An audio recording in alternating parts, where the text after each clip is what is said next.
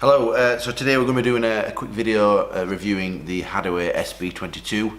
It's a dust extraction drill from Germany, made in Hanover by Hadewe, a brilliant company to work with.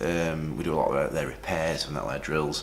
We did a lot of training over there. Chris Menzel's one of the owners, lovely guy, like a family business, and they've been producing these sort of drills, both spray and suction drills and accessories for years now, 20 years plus. They make them in Germany, the factory's in Germany, so you could definitely say it's German engineered. This model here is an SB22, so it's a suction unit. The SB series brings out two suction drills. There's an SB12, which goes up to 12,000 RPM, and there's an SB22, which goes up to 22,000 RPM. So the only difference between the two really is the speed of the actual motor in the handpiece. The suction capacity is exactly the same. Also, the handpieces look different. The SB22 has got a sort of slim white handpiece, and the SB12's got a lot thicker, wider grey handpiece. I'll go through the dimensions quickly and the weights, what everything weighs and stuff like that, and then we'll actually turn the drill on and show you how to use it and maintain it yourself, which is quite easy really, dead easy to do. So the drill itself, a bit of paperwork, weighs 3.8 kilos, so it's not too heavy. It's definitely portable if you get yourself a case or a decent bag to put it in. The handpiece is only about 150 grams, so it's not heavy at all.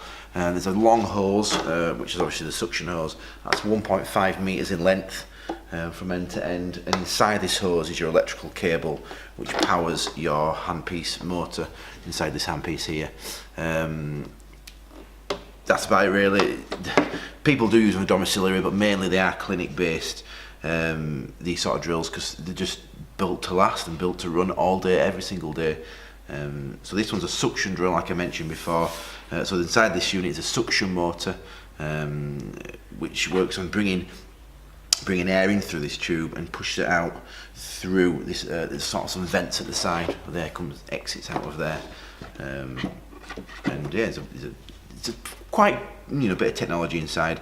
But the SB series is really a stripped down version. There's no bells or whistles, there's no lights or memory settings or anything like that. It's literally an on-off drill with the ability to change the speed of your handpiece and change the capacity of the suction. So it's either sucks quite low, sucks quite high.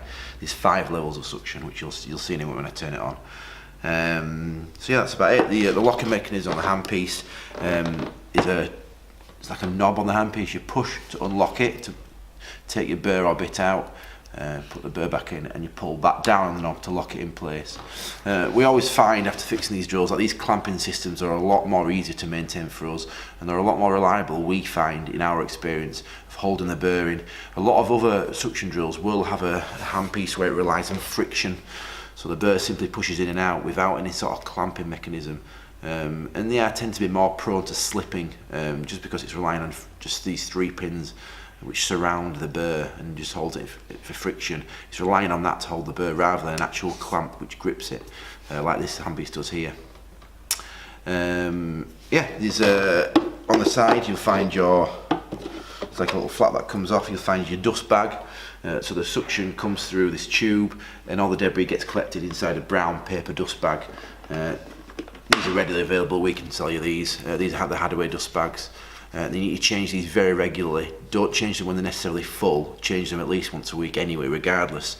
It's just going to improve the longevity. There's also a microfiber filter inside here, which stops any dust getting actually into the suction motor. And this flap is quite good. It's held on by 4 magnets, so you're guaranteed a secure sort of a seal, so no air escapes from there.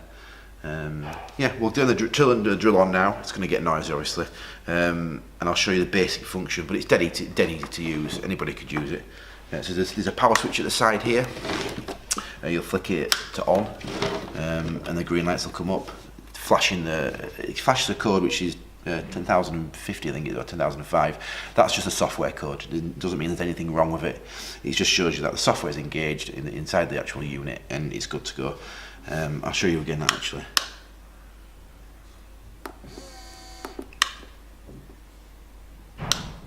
There you go.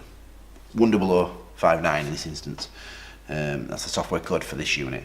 So you turn the drill on, and first of all the drill will start without any suction. So we're running at 4,000 RPM, and we can turn the drill up. the drill on its own, I'm running that on full speed now, gives out very little noise. I'm surprised you can barely hear it on the camera. So because it's giving out very little noise, it's very smooth to hold. There's zero vibration. There should be no heat coming from it whatsoever. And if you're just using it as a drill without any suction and leaf suction, you could happily have a conversation. There's no noise there, and you won't have any problems at all. Unless you obviously need dust extraction. So we'll put it down on a low speed. We'll just put it on the lowest speed. Keeping the finger on the button, reduce it quicker. You can do it up in stages. And that's the suction on level 1.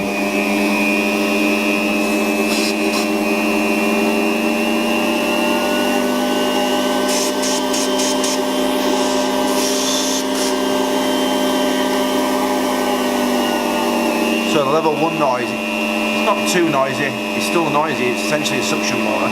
You've also got to consider, I'm on a table here, a very loud, echoey table. If this was inside a bag, it would be a lot quieter, or in some sort of contained area. So yeah, it's not necessarily quiet, but you've got to think it's essentially a vacuum cleaner inside there. But inside a bag, a well-insulated cushion bag, the noise would drastically reduce using this drill. Or if you had it inside a cabinet in a clinic and you could keep the door to, you'd still be able to maintain conversation. There is really good drills out at the moment, even from Hadewe, which are pretty much silent, the suction motors, but they're twice as much as these are. You know, these retail between £800 and £900, including VAT. As of time of making this video, that is, by the way. And the quiet suction motors are double that. So you definitely, the technology is out there to pay for a very, very quiet suction motor. But this being an SB series, it's kind of their entry-level suction motor. So that's the operating of it. It's basically up and down for your suction, up and down for your speed, and there's a reverse as well. So you can actually switch the reverse and put it on whilst it's in movement. You'd have to worry about turning it off and on. So we put it up to say 10,000. The motor stops and starts again in the other direction. So that's quite useful to have. You'd have to turn it off to change direction. You can actually change direction during use. But I suppose it's going to be useful if you're left-handed, really. In terms of maintaining the drill yourself, you can obviously change the filter, the dust bag, which we've gone over. You can clean the chuck in these, or the collet, as some people call them. This is already loose, but it comes with a set of tools as this drill. Then you think, wonder what the tools are for. Now, I'll put a link in the description to the other video of showing you how to clean with these handpieces. But the crux of it is that you take the end bit off, like the nose cone, you could argue, and you're able to clean the collet inside there and get any debris out. That can be done yourself. It's also really useful to have a few bits and bats with you to do the cleaning, which I'll show you now. So we sell these on our website. It's a bit like a drill cleaning kit. You've got 100% or 70% ideally 100%. You've got 70% alcohol swabs, and these are moist, tiny moist swabs, which are brilliant for cleaning any sort of metal on the handpiece. The last thing you want to do is start adding moisture to these handpieces. Any sort of moisture can get inside the nuts and crevices and just cause on the bearings, can cause rust and a build-up of like this brown sludge, which isn't great. So always use alcohol wipes. These come in this pack. We've got a can of compressed air, which for a dust extraction drill is going to be your best friend. Compressed air can get down all the nooks and crannies of the drill. You can spray it from this side in here, get any debris out. You can spray it down the end of the handpiece to get any debris back out there. You can even spray inside the actual flap here to get the debris out of there. Compressed air on these drills, on any suction drill really, is a godsend, because it means it's going to dry clean the drill, get any debris out, any dusting out, any foot debris out without using moisture, because the last thing I want to do is use moisture anywhere really on this drill. The next thing is some wire cleaners. We've got these that come in the kit as well, the cleaning kit that we sell, various sizes. There's some for actually going down the end of the handpiece. There's bigger ones for going down the actual suction nozzle, like so, like that, to clean the debris out. Ones that can go inside this end of the suction nozzle, and just we're doing all sorts of sizes, so you can get down anywhere, little nuts and crannies, and you can get down, you know, medium size and even larger bits like the suction hose itself.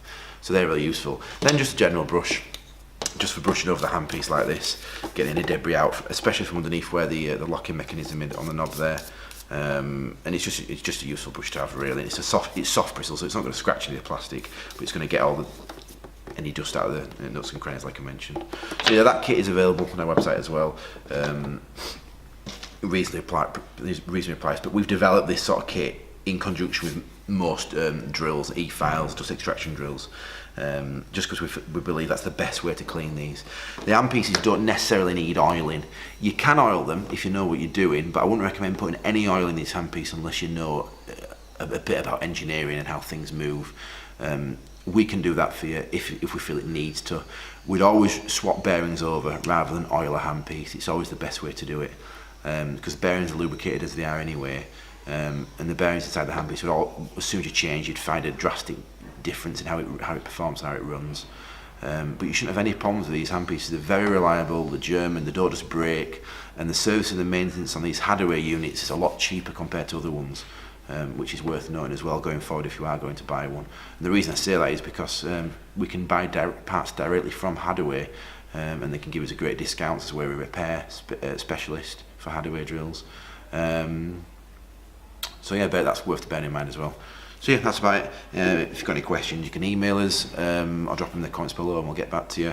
Thank you.